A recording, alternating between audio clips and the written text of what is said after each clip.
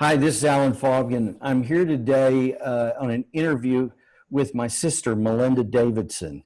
Uh, Melinda's just a little bit older than I am. She's my big sister. I'm her little brother. But on this whole journey that we've had in our lives over the last number of years about learning how to listen to the voice of the Lord and respond to Him, much of that time, Melinda and I have been on a very similar, if not parallel, track. We both grew up in a family that always went to church. Melinda became a believer as a 16-year-old, and she's the one who dragged me to a meeting where I got saved as a 14-year-old. So again, she was always key in bringing me to these points, not really knowing what it was about, but just knowing that somehow I should go. Well, then, of course, we became adults, went to school. I went to seminary. She went into her coursework, got married, had children. We had children, and all those things went on. And after into our adult lives, there finally came a point where once again, God began to do things in our lives in a parallel way. For for me and for Mindy and I and our family, it was a key transition point that was a very difficult transition point that we were in. It wasn't at this juncture wasn't quite a desperation point, but it was very close to one. And it was during a time when I had tried to learn how to listen to the Lord, and it just didn't work for me at that point. But not long after that, my sister engaged me again because we were getting ready to begin or launch a ministry in the Dallas Fort Worth area of Texas. And I was wanting to make sure that this time I didn't do things like I did it before. And so I began to ask questions about things I had never asked. And one of those was about going into different levels of prayer and intercession. At this point, my sister invited me to a meeting where I came in connection with some people, but especially with a particular book resource that was the catalyst that after reading that book in the next couple of weeks, the Spirit of God came on me and I began to speak in tongues and pray in the Spirit. And then after that, that launched me on my path of learning how to listen to God. And the meeting in which that really things were unlocked for that to begin to take place, my sister invited me to that meeting as well. And then in the course of all of that, she also began to experience the Spirit. She also began to experience new levels of interaction with God and began to hear what the Lord had to say. So I wanted to invite her today because we're in this critical time period of coming into a new depth and level of our interaction, what I call our face-to-face interaction with God, whereby we hear Him as He speaks to things that are going on around our lives, and then as we allow Him to speak into us and receive what He says, it activates faith within us, and we're able to do all that He's prepared for us, and we're able to experience what He's prepared for us on our path. So without saying a whole lot more introduction than that, again, Melinda, thank you for being with us today. Say hi. Hi, glad to be here. Now, Melinda, I want you to just briefly share about what kind of a transition it was for you as an adult to move from what I would call a very committed, dedicated church kind of person, okay, to this level where the Spirit of God is moving in you differently. Was that a big shift for you? Oh, yes, it was a huge shift for me. I was still very involved in my local church, and I still am today.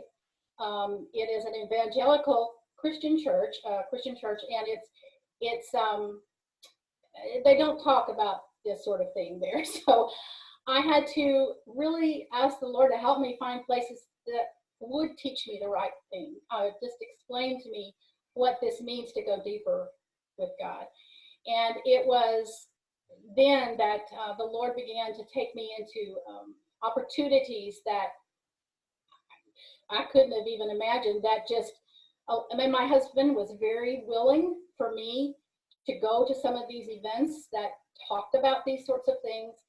And I began to have a desire for more of God. I knew there was more, and I just couldn't put my finger on what that was. And Okay, so you really, I mean, you did have to step way out of your comfort zone into things you had no idea about.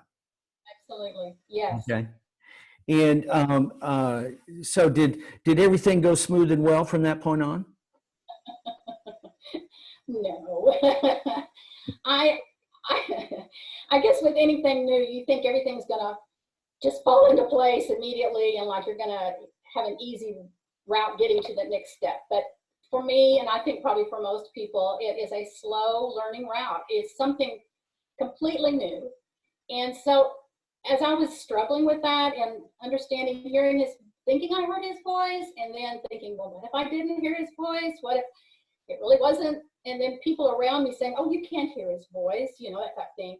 It Okay. was a struggle, a big struggle. And so what I ended up doing was the Lord reminded me about my grandchildren. I had little ones.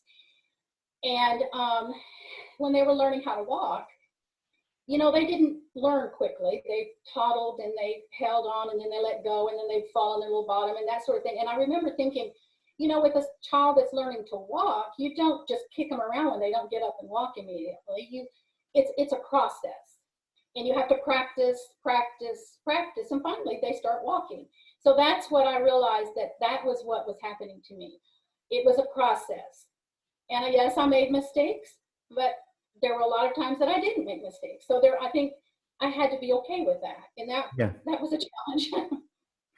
Yeah. What was it in the beginning as you were making this shift? What was it that prompted you or even gave you the idea that you should make a shift? Oh, when I came into the Spirit, when I, what do you say, have a prayer language now, I said that's when shifting started for Okay. me. Okay. And I was amazed that you could speak in the Spirit even when you're just walking down the street. You didn't have to sit there and put your hands together and bow your head. In other words, it was in your heart, in your mind. And the Lord was showing me that he wanted me to go. He just started talking to me a little bit.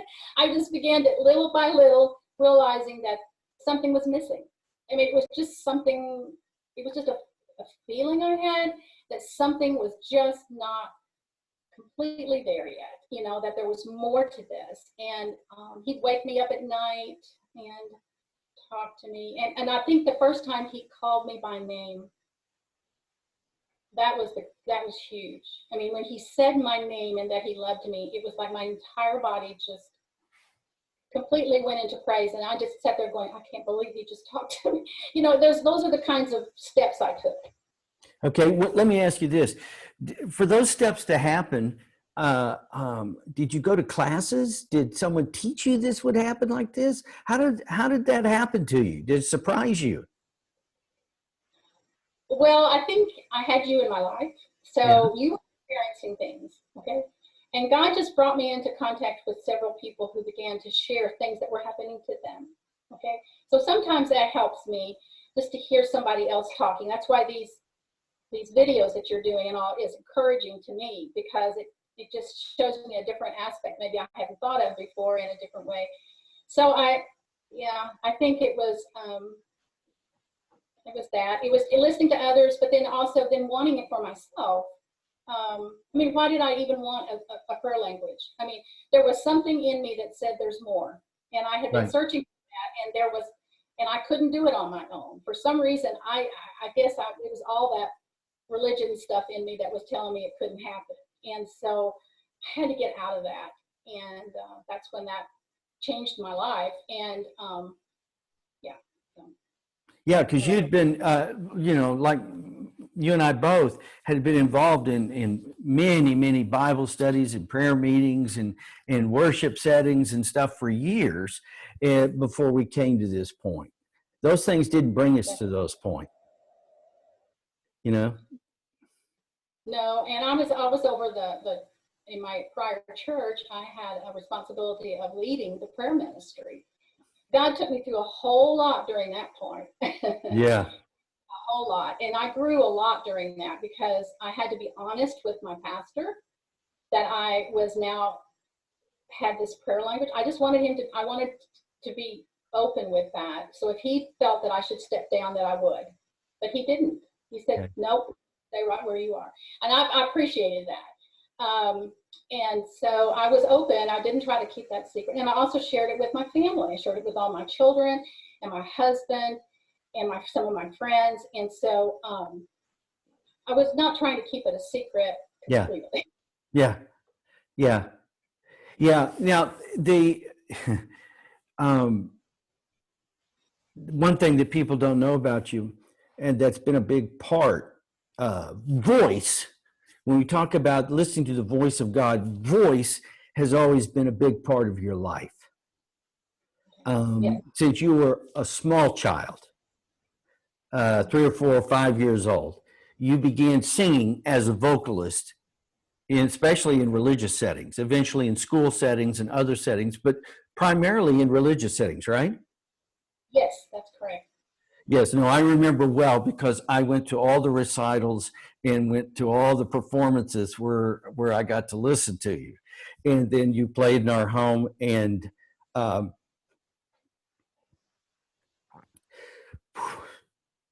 was good, real good. Yeah. Well, you and I sang well together. We were a good team. Well, yeah, that's where I learned to sing, was from you. So you carry that voice.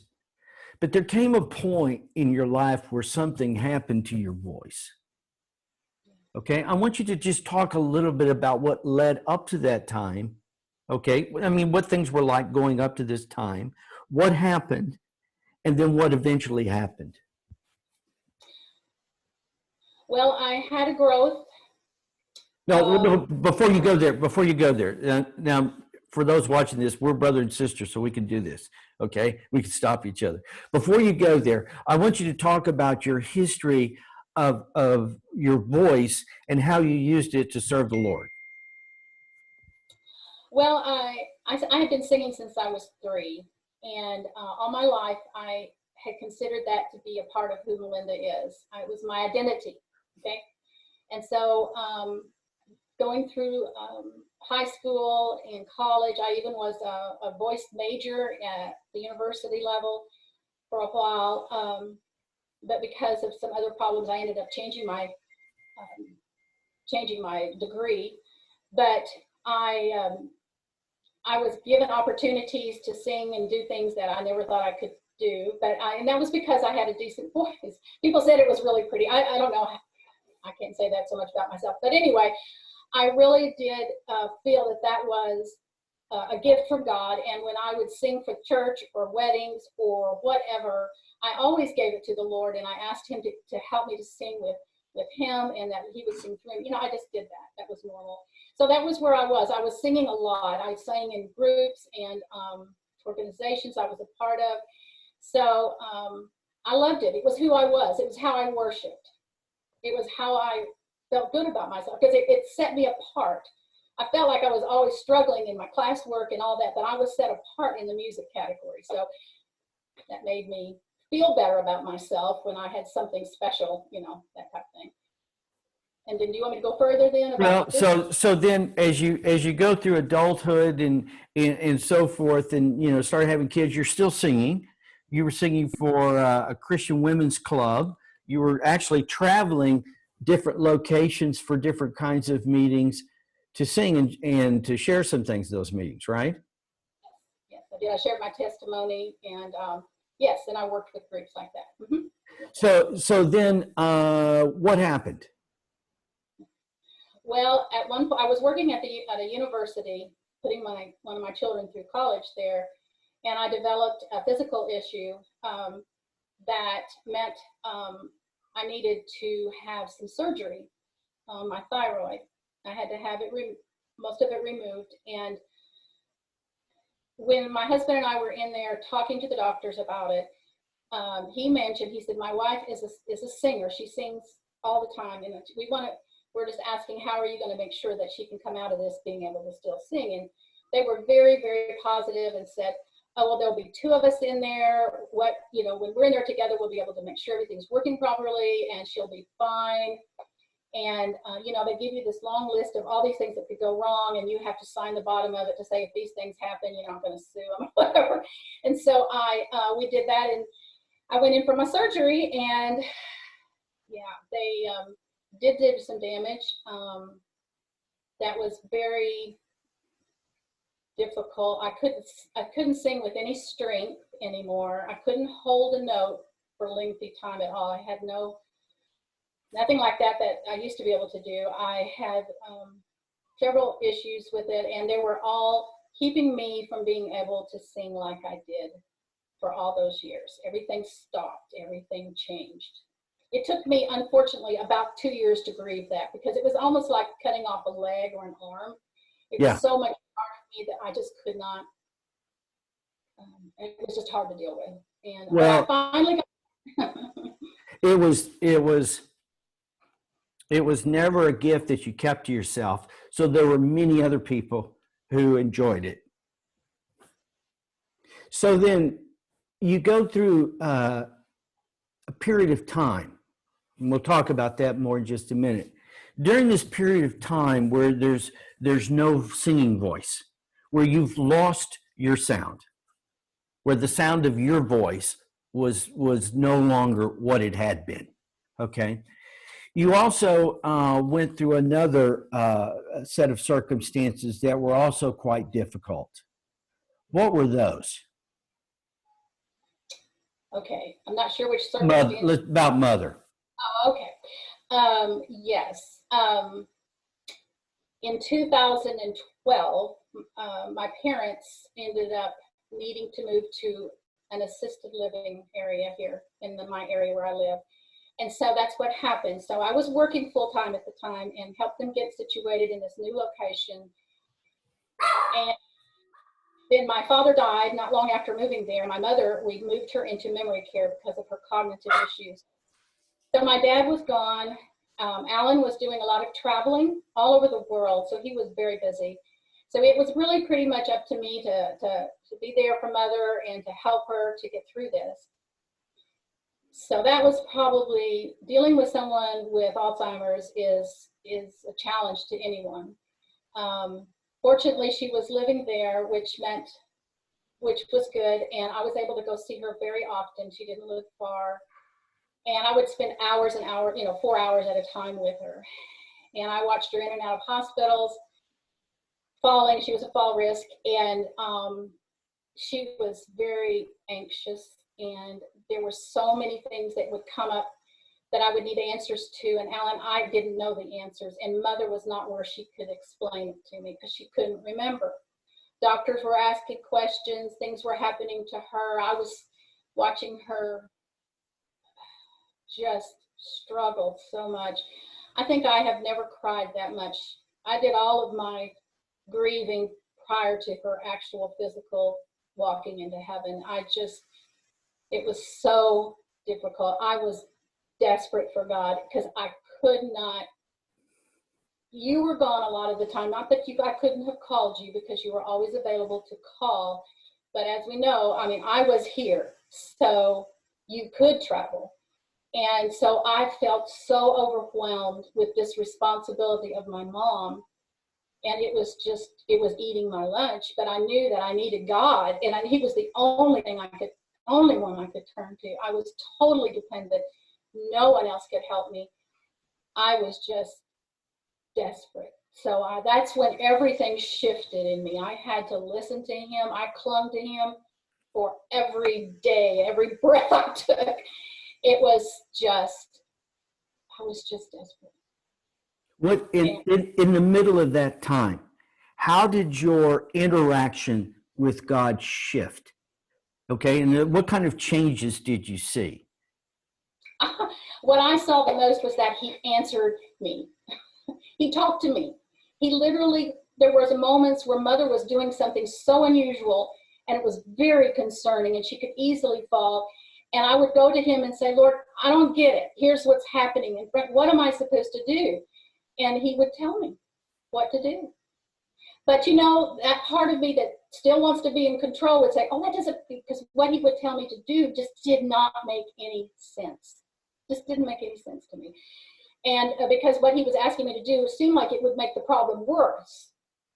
So, yeah. So those were situations that would come up all over the place. And because I was power of attorney, I found out what that means. That when God told me to take, he would do this. When she was experiencing some really strange things, he said, take her off that medication. Take her off. And I would have to believe that and go tell the nurses, take her off until the doctor calls, you know, just don't give it to her anymore. And this was an experience that the next day I saw her again and she was just fine. That medication was lethal to her, but I wouldn't have known that, let's put it that way, unless God had told me. Well, and it wasn't, and be honest, right? It really wasn't your bent, your way to just do something contrary to what the doctors would say, or that someone. I mean, you always were as a young girl and as a adult woman, someone who wanted to please the people that were around you. Yes, I was definitely a people pleaser, and I certainly thought the doctors knew better than I did. Yeah. For sure. I had already experienced some things, and I sometimes look back at my experience with my thyroid and I think, you know, it could have been different if I had done this different, but that's, you know, you can always say, what if I had done, what if, but I'm grateful because of what happened later. But during this particular time, I just needed God to show me what to do day to day.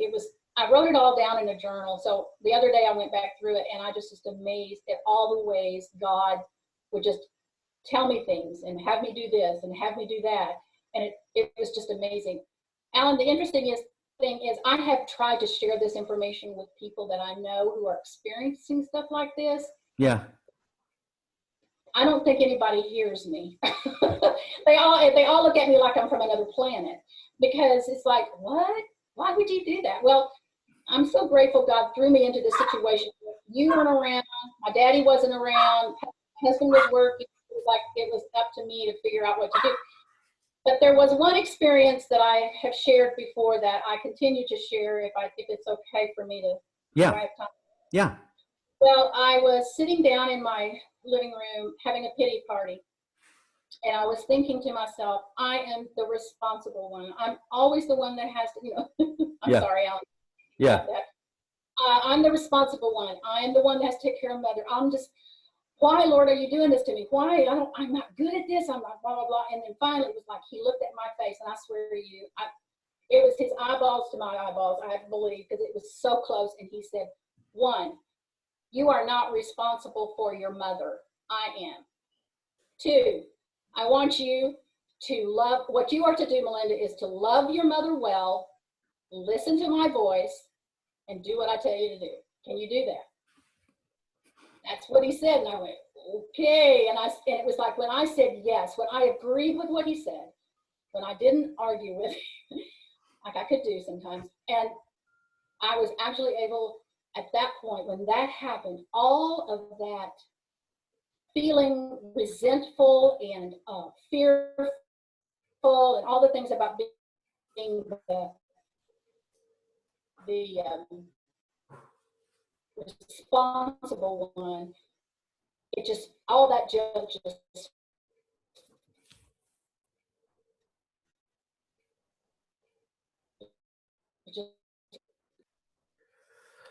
Okay, we're picking up. We had a little bit of a problem with the internet, but now that we're back together here, so this time caring for mother was your testing period. It was a time for God to train you in how to hear him in very specific ways, in very important circumstances. In some sense, you know, life was on the line.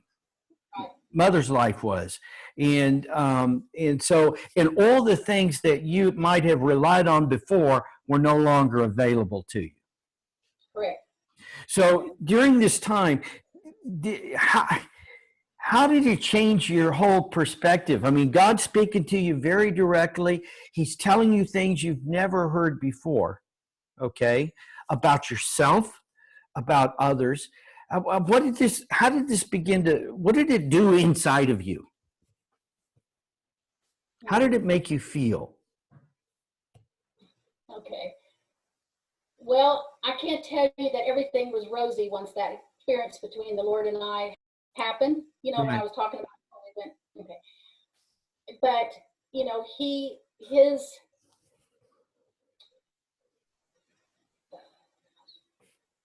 I think what I felt was just peace, a lot more peace. I quit being so nervous and anxious and fearful. Not that I didn't have moments of fear and anxiety. I'm not saying I did it perfectly, but I knew that when he spoke it,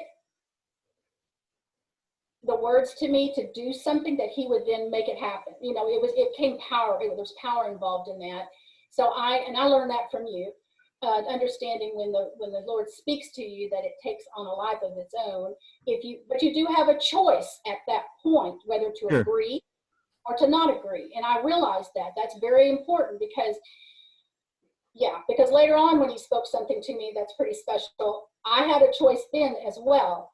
And it's a time where, you know, it's like you just have to go with it or not. So I went with it, and that's whenever, you know, when I said yes to it, then there was that God just took care of all the other details that came later. And he just helped me more and more as each day would go by to be more at peace, to trust him, to keep asking him, because he was my only source of understanding my mother. Yeah. I could not understand her physical needs, okay? Right. I didn't know all that was going on inside of her, in her mind, or in her anxiety. She was frightened, and she was, you know, just different. But she and I developed, I still was able to have a relationship with her that was beautiful. We still made memories that I'll never forget. I just am so grateful for all the time God gave her to us. And I'm glad that I was able to not be so worried and fearful all the time. That I could take her hand, and I could talk to her about how God loves her. I could show her by just my calmness that it was nothing to be frightened about, that she's going to be okay, that she's got me, I'm here, you know. Yeah. So you just have to, you know, I'm grateful for that. That was a huge part of being able to make it through that season of my life. So this, you know, part of your testimony is the fact that during this, what was an extremely personally difficult time, in which you, in a sense, were isolated. In other words, it was just you and the situation. That really was the whole place that brought you into this new level of interaction with your God, where you're speaking with him eyeball to eyeball, and he's speaking to you. So now, mother passed in 2015. Now, your throat had an issue. Your throat issue began in 2007, right? Okay. When mother died in 2015, the problem, you still didn't have your voice. But well, it's not, Alan, it's not that I couldn't put something. No, I know your singing voice. You couldn't sing. You had no strength. A voice has to have strength to it. Okay.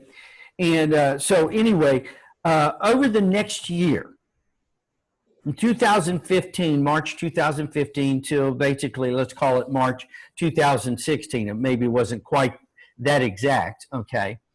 You encountered another situation, this time with your granddaughter. Okay. And your granddaughter was in the hospital for condition and so forth. Okay, and things were happening.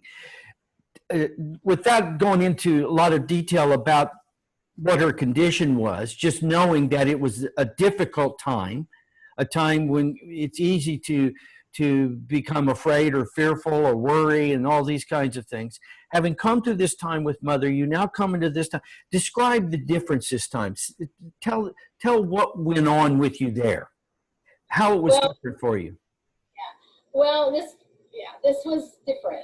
It wasn't my own children. It was my granddaughter, and she was little, and so yeah, it was tough. Well, because of what I'd experienced with Mother, I just laid this before the Lord as well. I asked what to do, how to help her. I asked the Lord, and He told me to call you. And I did call you, told you this whole situation and all. And Alan, you were the one that gave me some instructions of what I needed to do over a period of about a week. And at that point, I had a decision of whether I was going to go with that or not, yes or no. And I chose to go with it. And so for 7 days, I did what you asked me to do. What did I ask you to do? What did I ask you to do? You told me to I had a recording of your first shofar CD, Sound the Shofar.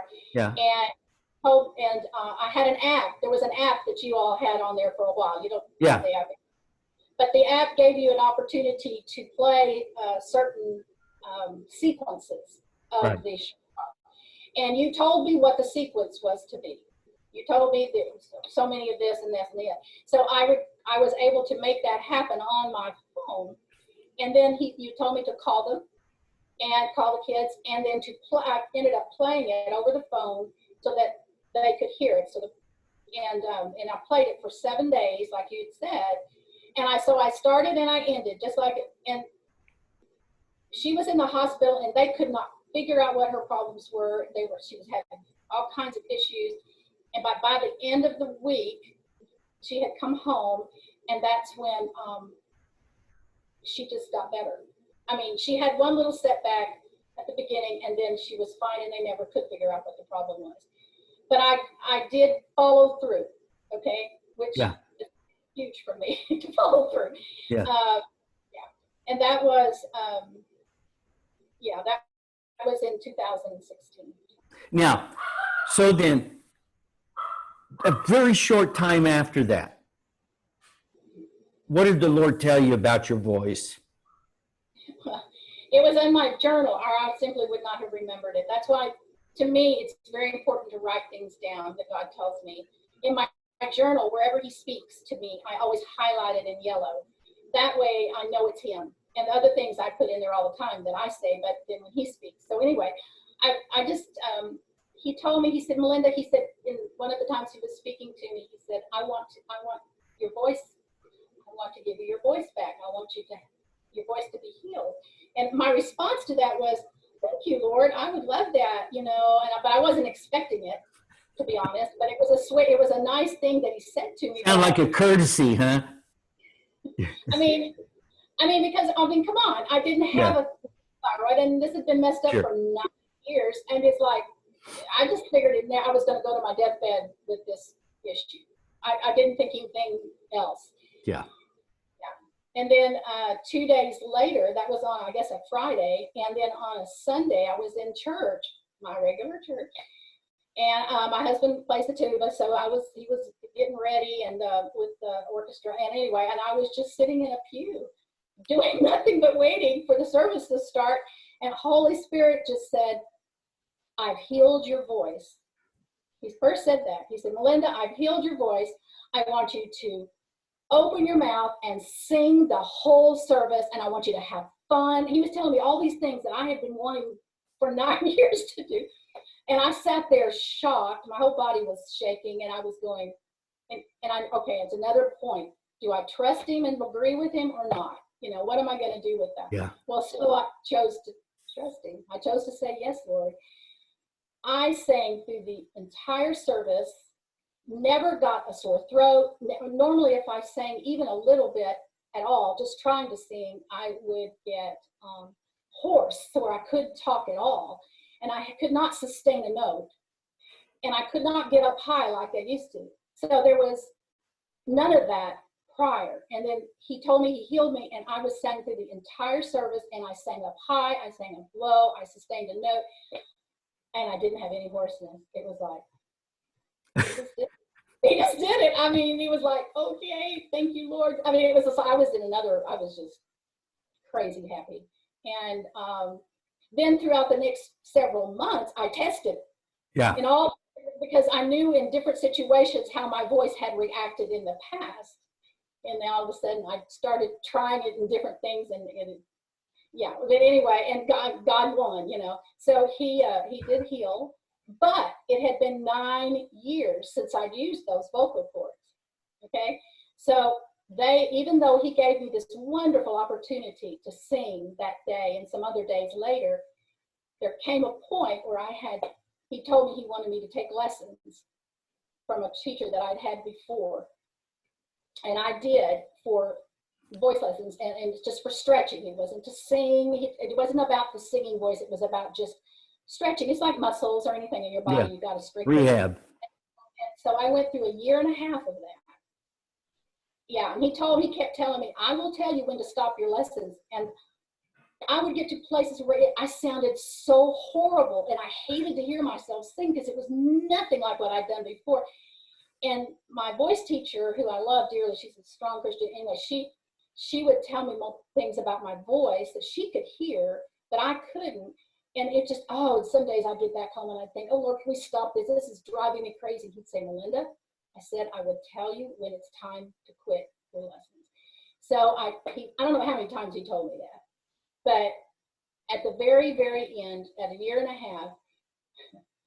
I had finally made a turn in my singing, and things were starting to sound better and more like what they used to, my voice used to.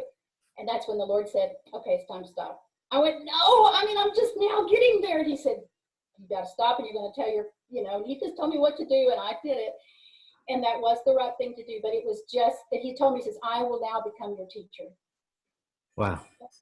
So it's those kinds of things that's just how I had to live my life. And I will say this, though, and this is just for everybody's sake. After Mother died, and I wasn't so desperate for God, okay? Yeah. Because Mother was gone, right? So what happened? I began to go back into some of my old ways. I have to admit, I did. I mean, I would still hear his voice, but there would be days I would just go do stuff. I wouldn't even think about him or want to ask him if he'd help me or anything. It was just like, I felt like my life was just blah again. And I told him, I said, Lord, what? And then, what's happened since that time, not only this thing with my voice, but also in other things, that he came back and he would allow me to go through other situations. I had a really bad pneumonia situation that was really bad. It was really bad. It got really, really bad. And it was through that that was another desperate time. In other words, I think he has to take me through these desperate times so that I get focused on him again. And that I don't know why we do that, but you read all through the Bible about how the Israelites did that. I mean, God would take them this way and do miraculous things, and then they'd go back to their old ways. And that's just the way we do too sometimes. So you kind of just have to repent. Yeah. And just get your mind in the right direction again. You get back with what you know is true. Yeah. Now, as you've done that, you and I were talking just a bit ago, and I don't know that I'd ever seen it this way. It was in 2007 that you lost your singing voice, and in 2016, 9 years later, the Lord supernaturally, miraculously heals it. No one laid hands on you at the time. He simply spoke it to you. It wasn't a healing service. It wasn't special circumstances. It was his time, and you were where he wanted you to be when he wanted to do it. Okay? And that was You were listening. You were listening and responding. And you learned that over time. But there came these critical points where you had to do very specific things that didn't always make sense or didn't others wouldn't necessarily have agreed with. And they were all things you couldn't read in the Bible. There were things you had to hear from him himself. And you were able to, because God speaks that way, and you were willing to receive it and move that way. Isn't it interesting that it took losing your voice to be able to come to a place where you could enter into a connection with his voice that would ultimately end up in restoring yours? Amazing. Yeah, it's an amazing work of God. And as I think of all people who are watching this now, and we'll watch it in the days ahead, who are going through difficult moments that they just can't, the moments don't make sense. And they're not how anyone would have planned for them to happen.